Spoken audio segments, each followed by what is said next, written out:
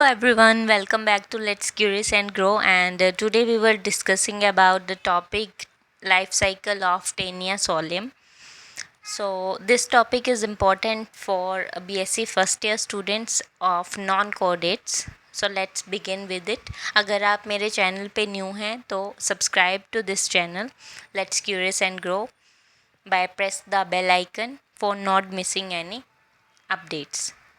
तो चलिए आज का टॉपिक स्टार्ट करते हैं कि टेनिया सोलियम आपकी लाइफ साइकिल जो है वो कैसे अपनी लाइफ साइकिल को कंप्लीट करती है। उससे पहले मैं आपको ये बता दूं कि ये फाइलम प्लेटीहेलमिन्थेस से बिलोंग करती है। तो फर्स्टली आपको ये इमेज दिख रही है ऑन द स्क्रीन। ये आपका टेनिया सोलियम का बेसिकली स्ट्रक्चर है, नेक रीजन का, जहाँ पे स्कॉलेक्स प्रेजेंट रहते हैं आपके, hook like structures are there, suckers are there. So taenia solium जो है वो एक इन्फेक्शन करती है जिसको टेनियासिस भी बोल देते हैं, और ये एक तरह की इंटेस्टिनियल इन्फेक्शन होती है और ये एडल्ट टेप बॉम्ब्स के थ्रू होती है जो फॉलो करती है इंजेक्शन ऑफ कंटेमिनेटेड पॉक्स को। अगर हम अनकुक्ड पॉक खा लेते हैं, pock is basically pig meet, उसमें ये लार्वे की इन्फेक्शन जो है वो ज़्यादा रहती है, क्योंकि अडल्ट वॉर्म्स जो हैं वो माइल्ड गैस्ट्रोइंटेस्टाइनल सिम्टम्स को दिखाते हैं जो मोटाइल सेगमेंट होते हैं। अब ये सिस्टिसिडकोसिस के फॉर्म में इन्फेक्शन कर देती है with the larvae of taenia solium which after develops after the injection of ova and excreted in the human faeces. ये जो सिस्टिसिडकोसिस होते हैं ये बेसिकली लार्वे होते हैं जो लास्टली सेंट्रल नर्वस सिस्टम तक पहुंच जाते हैं और वहाँ पे ये न्यूरोसिस्टिसिडकोसिस कर देते हैं। So let's begin with it कि आपकी जो टेनिया सोलियम है वो क्या करती है। बेसिकली डायग्नोसिस अगर हम इसकी करें और मैनेजमेंट करें, बेसिकली 2 टाइप्स की स्पीसीज़ मिलती हैं आपको। अडल्ट फॉर्म जो होती है taenia solium tapeworm humans में, और taenia saginata is a beef tapeworm जो बीफ में, पिग्स में इन्फेक्शन आपकी बेसिकली करती है।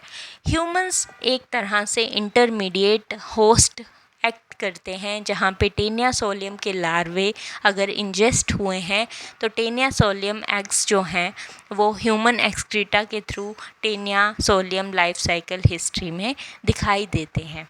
कुछ एक एक्सपर्ट्स पोस्टुलेट्स ये दर्शाते हैं आपको कि जो अडल्ट टेप वॉर्म है वो आपकी इंटेस्टाइन में प्रेजेंट होती है और वहाँ पे ग्रेविड प्रोग्लोटिड्स जो टेप वॉर्म के सेगमेंट्स हैं वो पास होते रहते हैं रेट्रोग्रेड में और इंटेस्टाइन से स्टमक तक जाते हैं, जहाँ पे वो ऑन्कोस्फेयर्स मींस इमेच्योर फॉर्म में पैरासाइट्स में एम्ब्रियोनिक एनवलप में डेवलप हो जाते हैं। उसके बाद वो हैच आउट होते हैं।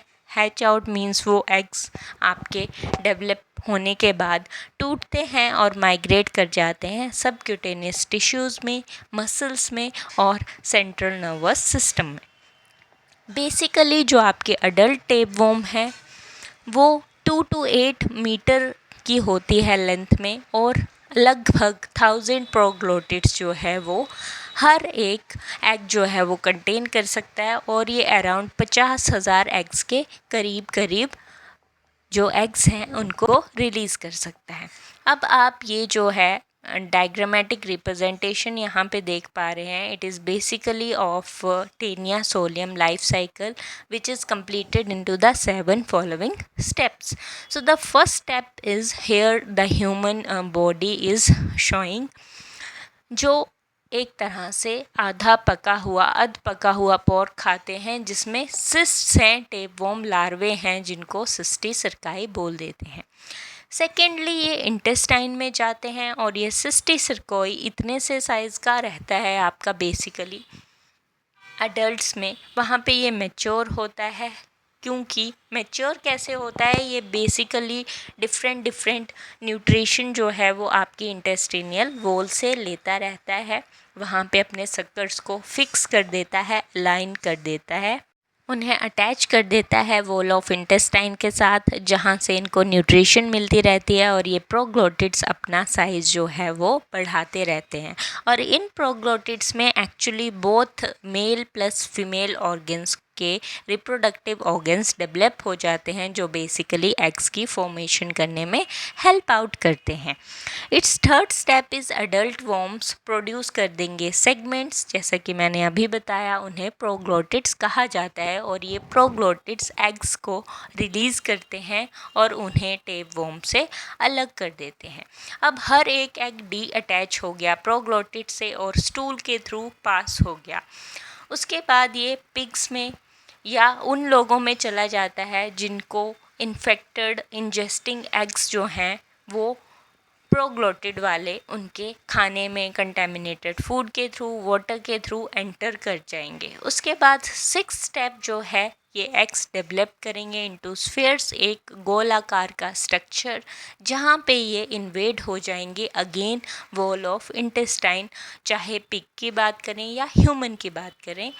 बेसिकली पिग्स में इसका साइज़ सिस्टिसर्कोसिस का कुछ अलग सा रहता है और सिस्टिसर्कोसिस जो ह्यूमंस वाले हैं उनमें जो है size that is little bit different. उसके बाद क्या होगा, ये जो स्फीयर्स हैं, ये जो गोल प्रोग्लोटिड्स हैं, आपके जो एग्स हैं, ये क्या करते हैं, ट्रैवल कर जाएंगे मसल्स में, मसल्स के थ्रू ये ऑर्गन्स में चले जाएंगे और ऑर्गन्स के थ्रू ये डिफरेंट डिफरेंट पार्ट्स में जाके डेवलप हो जाएंगे with the help of blood stream flow. जो ब्लड है इनको मसल्स से ऑर्गन्स में लेके जाएगा, ऑर्गन्स से ये डेवलप हो जाएंगे सिस्ट में, सिस्ट मीन्स लार्वे, और अगेन ये प्रोसेस दोबारा शुरू हो जाएगी।